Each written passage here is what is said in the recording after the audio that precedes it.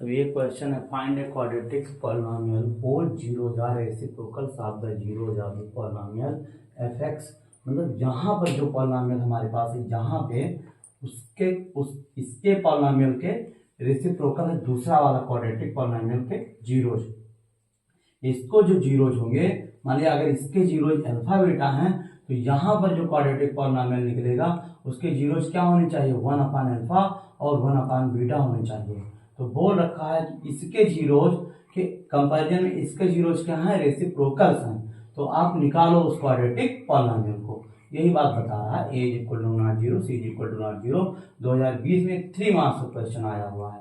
तो हम लोग लेट कर लेंगे क्या, लेट 1/अल्फा एंड 1/बीटा be zeros of the quadratic polynomial. मतलब जो हमको निकालना है उस क्वाड्रेटिक पॉलिनोमियल के जीरोज क्या हो गए, 1/अल्फा और 1/बीटा। Now sum of zeros is equal to क्या हो जाएगा, 1/अल्फा प्लस का 1/बीटा। तो यहाँ से अगर हम सॉल्व कराते हैं तो अल्फा बीटा एलसीएम में आ जाएगा, यहाँ पर बीटा जाएगा और यहाँ पर क्लास में अल्फा में एलसीएम लेके सॉल्व कराएंगे। तो इसको ऐसा भी लिख सकते हैं, अल्फा प्लस बीटा, ए प्लस बी लिखिए चाहे बी प्लस ए लिखिए, एक ही बात होता है। तो अल्फा और बीटा की वैल्यू, अल्फा प्लस बीटा की वैल्यू यहाँ से अगर हमको निकालना हो तो क्या हो जाएगा, कई बार हम बताए हुए हैं, माइनस का कोफिशिएंट ऑफ एक्स अपान का कोफिशिएंट ऑफ एक्स स्क्वायर। तो यहीं से लिखिए माइनस लगा के जब लिखने आएंगे तो माइनस बी अपान ए हो जाएगा। और यहाँ पर अल्फा बीटा मतलब मल्टीप्लीकेशन ऑफ जीरोज क्या होता है, कांस्टेंट टर्म अपान का कोफिशिएंट ऑफ एक्स स्क्वायर, उसको भी लिख दीजिए तो सी अपान ए हो जाएगा। तो यहाँ से जब भी ऐसा लिखा रहता है तो हम बोलेंगे पलट जाता है, तो माइनस बी अपान ए और ये पलट किया जाएगा ए अपान सी। ए से कट जाएगा, आया क्या, माइनस का बी अपान सी। माइनस का बी अपान सी हमारा आ गया 1/अल्फा प्लस 1/बीटा की वैल्यू। एंड अब क्या, मल्टीप्लीकेशन, ठीक है छोड़ दिए, मल्टीप्लीकेशन ऑफ जीरोज, हाँ वो क्या हो जाएगा, 1/अल्फा इंटू 1/बीटा। तो यहाँ से अगर सॉल्व कराएंगे तो ये तो इतना ही आएगा, 1/अल्फा बीटा आएगा। तो यहाँ भी लिखिए 1/कांस्टेंट टर्म, अल्फा बीटा इतने की अगर वैल्यू उनको लिखना हो तो क्या हो जाएगा, कांस्टेंट टर्म अपान का कोफिशिएंट ऑफ एक्स स्क्वायर, यहाँ से तो 1/c/a हो जाएगा।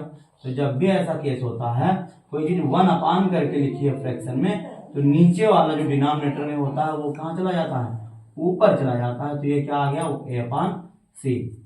बी नो दैट, ऐसा क्वेश्चन हमने कराया है एक्सरसाइज में, बी नो दैट क्या, any quadratic equation be written as, any quadratic equation be written as x if sum of zeros and multiplication of zeros and multiplication of zeros are given। कैसे लिखते हैं, x square minus का sum of alpha plus beta into x और फिर plus का alpha into beta. तो इसको अगर देयरफॉर इसको अगर आप लिखने आते हैं तो क्या लिखेंगे, x square minus sum of zeros की वैल्यू हमारी निकली है क्या, फाइनल माइनस का एक माइनस तो यहाँ लगेगा इस फार्मूले के अकॉर्डिंग, इक्वल टू क्या होना चाहिए, 0। तो माइनस यहाँ लगाया और फिर वहां से फिर माइनस एक आएगा, तो प्लस का क्या बन जाएगा, b/c x बन जाएगा। प्लस अल्फा बीटा मतलब मल्टीप्लीकेशन ऑफ जीरोज आया कितना है, a/c आया है, प्लस का क्या हो जाएगा, a/c इज इक्वल टू 0।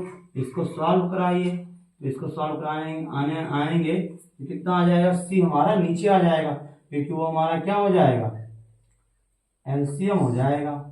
तो एलसीएम हो गया, तो जो एलसीएम होता है मल्टीप्लाई में जाता है, तो यहाँ मल्टीप्लाई में जाएगा, तो ये क्या बन जाएगा सी एक्स स्क्वायर। यहाँ पर सी मल्टीप्लाई में लाओगे, नीचे से सी डिवाइड में भी है तो कट जाएगा सी सी, तो सिर्फ बचा कितना रहेगा बी एक्स बचा रहेगा। जिनको एलसीएम निकालना आएगा उनको कोई दिक्कत नहीं है। यहाँ पर जो सी मल्टीप्लाई कराने आओगे तो ये काट देगा सी को, मतलब इसका फिर कोई मतलब बचेगा नहीं। तो यहाँ से सिर्फ कितना हो जाएगा ए हो जाएगा, इज इक्वल टू चूंकि जीरो है तो ये मल्टीप्लाई में चला गया तो जीरो ही होगा। तो सी एक्स स्क्वायर प्लस का B X plus A is equal to zero. Be a required quadratic polynomial, be required quadratic polynomial,